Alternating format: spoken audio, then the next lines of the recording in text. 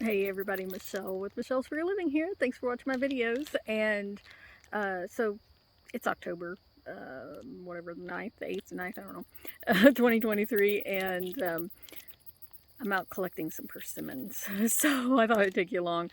I've already been collecting this year, my man has. And yeah, I'm going to make something. Not sure what we're going to make with them after I get them. I've already made some persimmon bread and it was really good. So we've been talking about trying persimmon pudding. So I think that might be what I'll do. I've never made it before and I don't remember ever eating it either. So, all right, let's see what I got.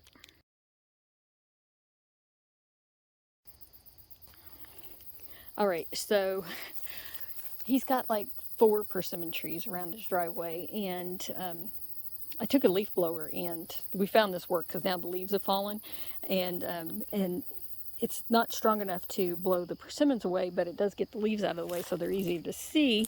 And it's kind of hard because the grass is really turning brown or whatever. So I just got this Ziploc bag here. So you don't want the really hard ones. They're going to be really bitter. These kind. This one, I don't want that. That's all eaten by buggies. So, anyways, yeah, I got this shrubby area here around the base of these trees, but I'm going ahead and getting rid of that part and any kind of debris that's on them. That one's a little rotty on that side. I don't know if it's really... Yeah, let me see. I don't know. I think it'd be all right. Okay, it didn't have any bugs in it. And last week when we were out here picking some up, see that one's kind of yuckies. There were these giant, I mean like this long, like yellow jackets or something really. They left us alone. I left them alone. And yeah, they were very scary. I would not have wanted that one. Is really too far gone. But yeah, I'm going ahead and popping the tops off of them. Here's one over here that was hiding on me before I put them in the bag and anything ucky looking. So yeah, well, this one's a little shrivelly, but it'll be all right. So anyways, I'm just gonna go through the really soft ones in the, like, he likes to pick up and eat them, but like he only eats the ones that are really decent looking. Like this one got mushed into some leaves and stuff. Let me get that side off of there. So far I don't have one of those mills yet. It's on the way. And hopefully I'll have it, because I'm not going to mill them and process any more of these until I get that mill. So what I'd done before, and I'll show you that, I used a strainer and a spoon, and it worked out just fine. So I'm sure there's a lot hiding in here, so I couldn't really get all of these leaves blown out. I see a couple over there, so I'll have to crawl over there and get those without the phone so I can use both my hands. But I know I saw some up here also. So definitely, if they've got any green on them, you don't want them there, because if you ever eat one, which I have done, that is not ripe enough. Whew, they are something else. So he's got a couple of trees that they fall now, and they've been falling for, gosh, probably 3 weeks. And so, but then these other 2 trees he has, they don't fall until the frost happens. So we're getting closer to the frost, certainly. So, and these trees are about done. There's very, very little left up on the trees. So, so we'll have some more later on. Anyways, I'm going to go ahead and continue to crawl up under here and pick up some more, and I'll show you what I get in the end. All right, show you what I got. So I guess I've been picking them up for about 20 minutes or so. Yeah, it's quite a bit. So probably more than 2 quarts. And I wanted to show an example of what you really don't want. So this one is good. It, you know, they can have little spots on them. That one is soft. I can, you know, I can feel it give. This one is definitely not. It's really hard, and you might, you know, that one has a lot of green on it. Okay, so that one, no. This one, you might think it's okay, but it's hard. I can't squeeze it really. So that would be extremely bitter. And I tell you what, you can still, you know, some of these, if you just eat them plain like this, you know, it might be a little bit on the bitter side, but I think this one would be okay. I think what I got. Also, I really think we'd have a lot more if it weren't for deers around the area, and because like all the area, the open area that doesn't have greenery growing up over it and stuff where they're falling, like there's hardly one. Okay, this probably what has fallen since the deer came through the last time, because it's like it's all cleared until you get over to the leafy area. And I thought I'd show you, this is a persimmon tree, and that's what the bark looks like on it. And yeah, so yeah, I think we would definitely have a lot more if it weren't for the deers, but that's okay, because I think we got plenty, and I probably have well, 5 times this of what we've already picked up. So, and if we came out here like, you know, every day, every other day and picked them up, we'd definitely have way more. So, okay, anyways, let's see what else I get up to. Okay, so it's been several days, and yeah, look, I've got a whole lot more persimmons. So I went and visited my aunt and uncle, my cousin, and they had a tree that was dropping the persimmons, so I've got a whole bunch more to take care of. And actually the ones that you saw me pick up in the first part of the video are actually in the freezer at my man's house, so I don't even have those with me to process those, but I will. And what else I have here are some that I've had in the freezer, and those we picked up a couple of weeks ago, and this right here as well has been in the freezer. They're still a little cold, so we'll see how they go. Now, I did process some last week, and before I had my food mill, okay, because I just got it yesterday, and so I used this strainer, and so I probably could have got more out of it, but I knew I was getting the food mill, and I thought, well, I'll just save this. I put it in the freezer, and then I'll run it through the food mill and see if I can get some more out of it. I'll start off with that, I think, and then I'll show you how it worked using this this little strainer, because that worked really well. It just is time consuming, and this whole thing is time consuming. So I'm not sure. I haven't used the food mill yet. So I don't know, maybe just having that little strainer and pushing it through there is sufficient. I don't know. We'll see. We'll see how much, if I can get anything else out of this other one. So let me clear this off of here, and then we'll get going. Alright, so here's the food mill I have, and yeah, this I got on Temu, and it was less than $18. I just went for an inexpensive one, and I don't know other than that how I picked it. Okay, so it does have 3 different size grates that it comes with, and this just, it's got little flanges that it pops in there, and so all of this is one piece. You put which one of these you want down in the bottom of it, and then they actually go in that direction on this particular model. I'm sure other models are different. So and then I'll just put it in there and crank that around. So like I said, I'm gonna first see if I can mill any more out of this that I had already run. I have no clue how much to stick in there at one time, or I can't ever in my life remember having used a food mill. I might have.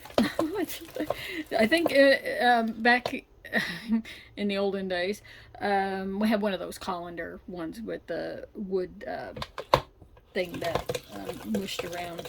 So And I don't know, maybe the small holes are not the best for this. The smallest holes, I don't know, let me turn it over. So that isn't a tremendous amount, but like I said, this I had already milled before. And I tell you what, I'm putting it, since I can, I'm going to end up scraping this off anyways. I'm going to stick it in here. I've got this little, well, it's a Ziploc one, but it holds 2 cups. So, and I want to break this up into 2-cup increments, since that's typically what recipes call for. And then I'm just going to freeze it. I got some bags over there that I'm going to freeze it in. I'm wondering if I move that around, if I can cause more of it to get down in there. So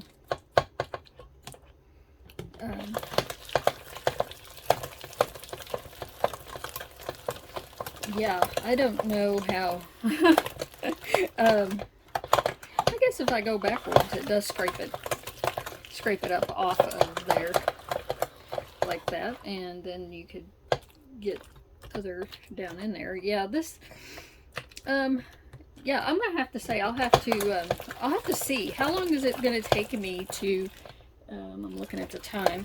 How long is it gonna take me to make 3 cups? Because when I did it last week with this strainer, it took me about a half an hour, and I got a little over 3 cups, because I made some bread last week, and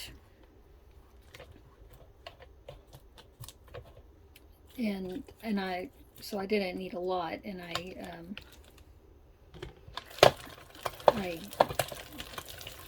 so you can see I didn't process too much by hand, but it took a half an hour, and I got, like I said, I got a little over 3 cups last week when I did that. So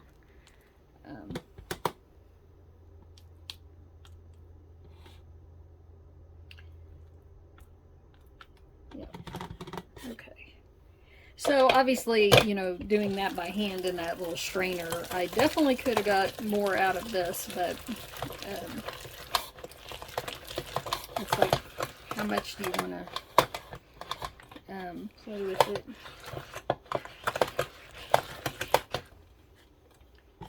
So I'm going to say having more in here at one time is not necessarily better, because I thought I dropped the seed in there. It was stuck to the spatula. Shouldn't use the same spatula for bowls, and that way I won't cross-contaminate. You know what? Just right off, I'm noticing there's a lot more little black flecks in there than, I don't feel like the stuff that I processed last week with that other thing actually had any black flecks in it. So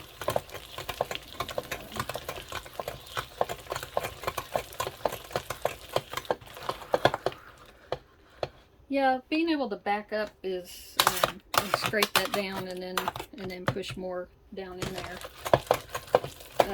Yeah, doing all of the amount that I have, I probably shouldn't have bothered to pull those ones out of the freezer. I feel like I might be here all day doing this. I guess you keep milling until you feel like you've got as much as you can get out of your pulp. As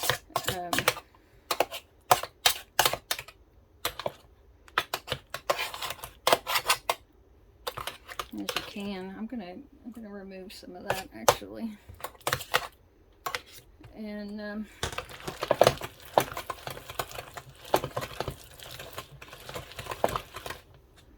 yeah. I don't see where it's not chopping up the seeds or anything on me, so that's not an issue. My other bowl over here, That's almost all of what came out of one of the bags. I couldn't quite, if I piled them, it would have, you know, been like that for what I had in one of those bags. So I don't know. I probably have, I don't know. I don't know, actually. I need to weigh one of those bags and see how much is in them. Okay. All right. I'm going to continue, and I'll let you know where I get.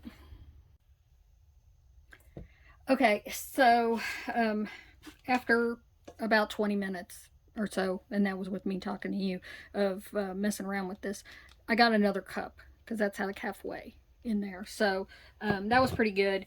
The amount that I originally did was probably half of what's in this bowl. I did switch bowls because that bowl's a lot bigger than this one, and this sits down in here more firmly than what it was sitting in that larger one.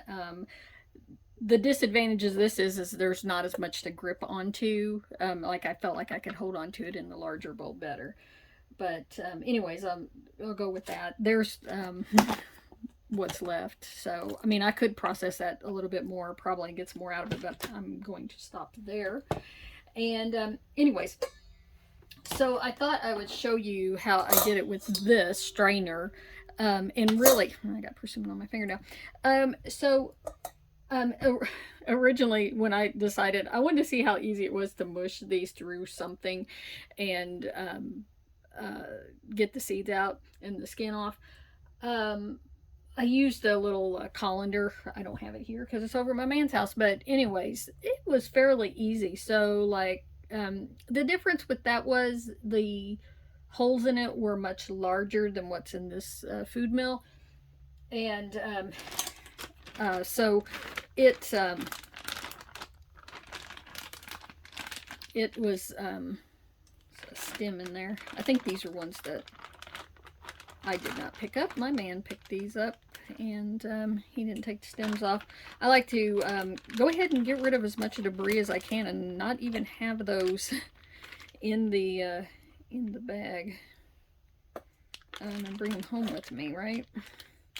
Okay, so basically I just put some in here. But what I was saying was you know, something with small holes that you can push this through and everything. You can see that yet. And like I said, this particular set of persimmons has been through the freezer, and they're a couple of weeks old, so they're really mushy. And actually, I have to say too, when he picks them up, he ignores anything that's not what he considers fully ripe and mushy to begin with. So you don't want a bitter one. All right. Anyways, let me show you. So there is a lot, and this works so easily. I'm gonna try it. Let me get this out of here. I know I'm not done mushing on this bit here, that's for sure. But while I'm filming, I want to oh, and the cleanup on this, let me tell you about that too, because it's like, oh my gosh, I was like, how in the world am I going to get that clean?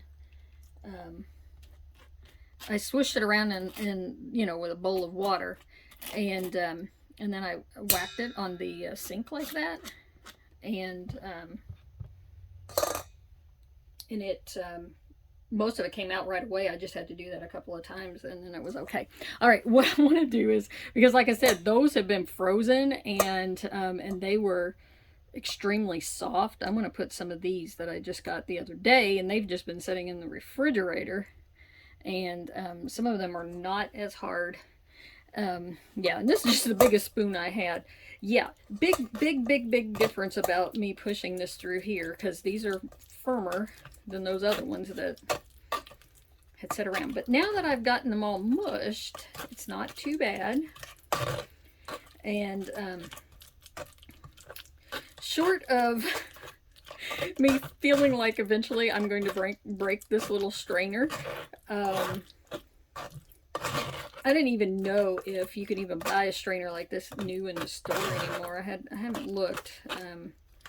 You can get them at flea markets and, you know, antique stores or whatever.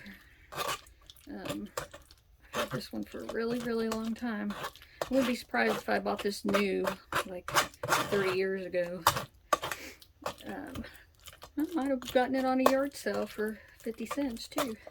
Okay, so yeah, that went really quickly too. I just wanted to test, like, you know, if the fresher ones that haven't been sitting around getting mushier.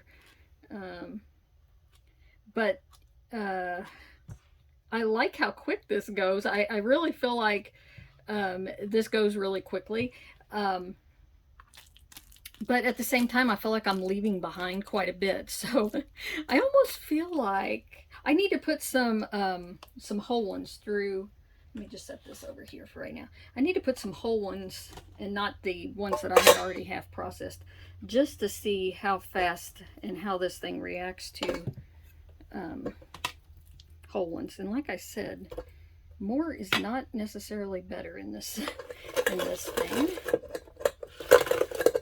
It does make more noise when I got this metal sitting in a metal bowl as opposed to that plastic bowl over there.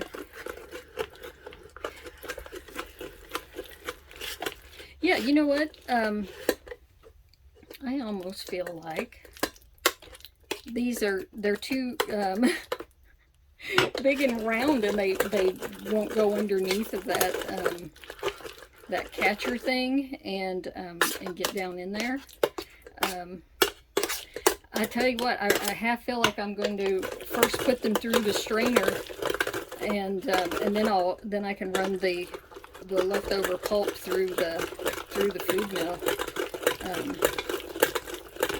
But yeah, it works much better once I mush them. I can tell you that. So,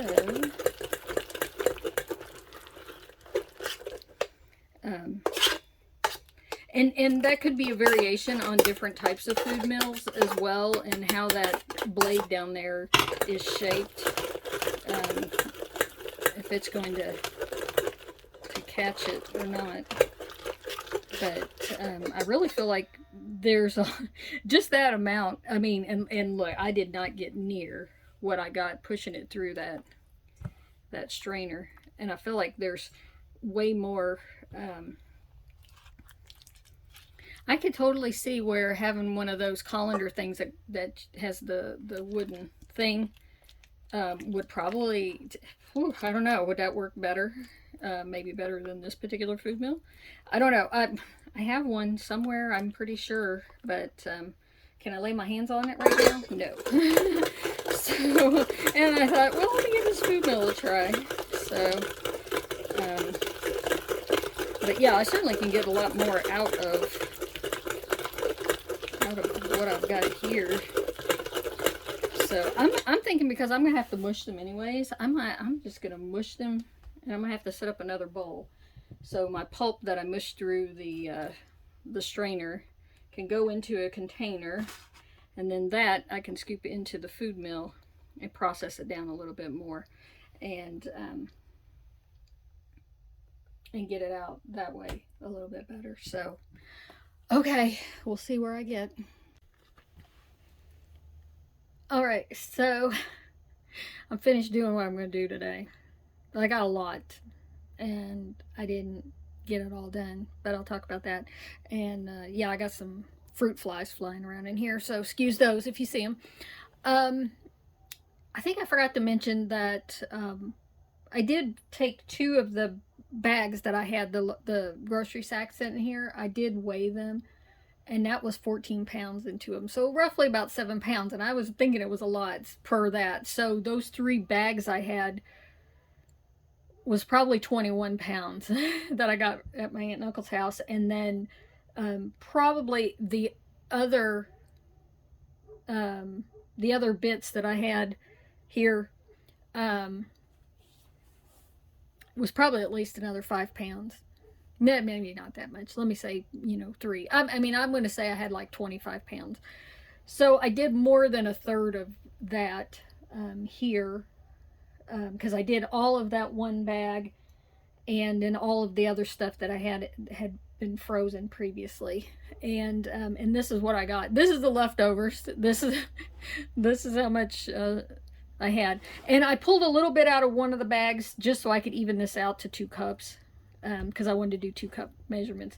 And so I'm going to go ahead and freeze these. So I've got 6 2 cups bags here, and I'm going to have 7. I thought I'd show you. So I just have these hefty freezer bags, quart size. You know, if I had some little plastic containers, I do have some that they're like, you know, made for putting freezer jam in. I have those, but they're small. They're like half a pint, so maybe a cup, I guess. So I didn't want to use those. But let me show you what I was doing. So I used this as my 2 cup measure since I wanted 2 cups. And then I just dumped it in here. And yeah, I did notice, okay, so here's what I decided. That I liked the sieve, this, a lot better than that food mill. I still would have bought the food mill even if I had, I mean, I did do that before I bought the food mill, ordered it, and but I didn't know how well the food mill would work. So I did push the stuff through that, and I did then ran a little bit of it at a time through the food mill. I can see lots of benefits of having the food mill for some other stuff. I have some pears that I also got for free, and I was thinking I would boil those and make some pear puree just the same way I'm making this persimmon puree.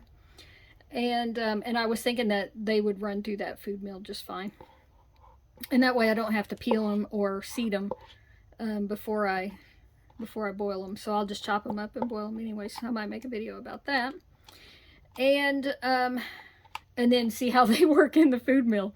But I'm thinking that because these seeds in this persimmon pulp, they kind of bind up in that in the particular food mill that I have.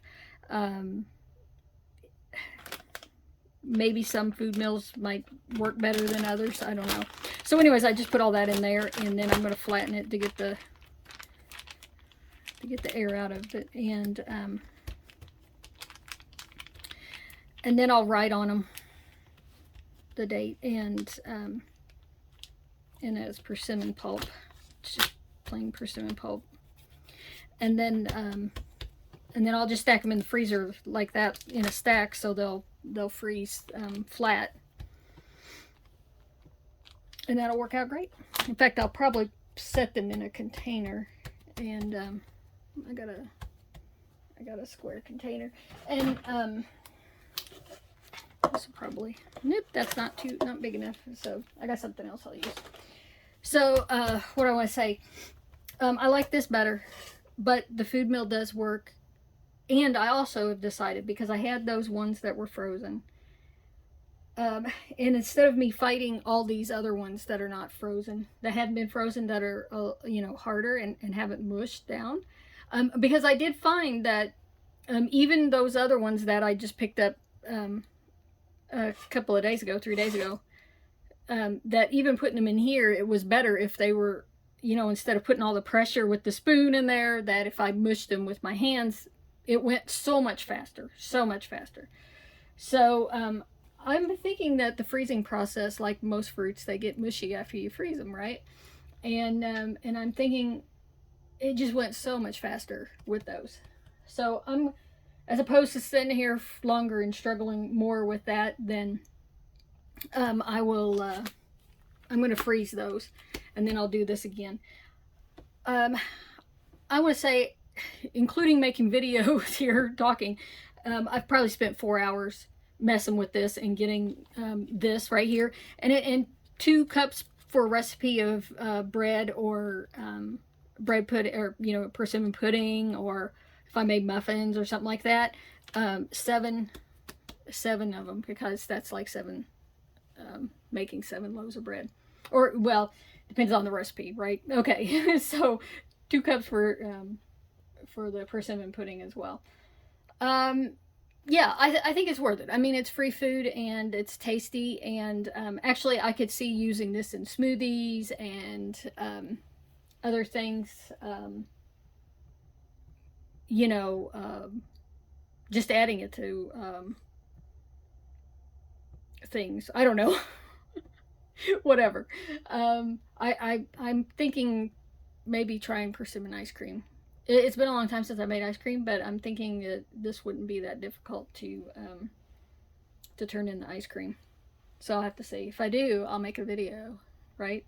Um, yeah, short of that, like I said, I'm gonna freeze those, and I do plan on making some persimmon pudding. So I'll just have that in another video. Well, if I make anything, so.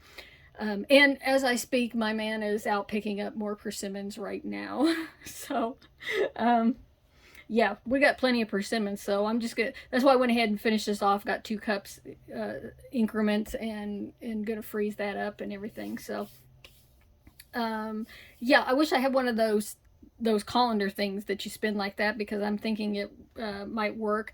I will tell you also, I literally found that even using this sieve and putting, after I had mushed it with the spoon and did as much as I wanted to that way, I just took it and I just mushed it with my hands and raked it off into there.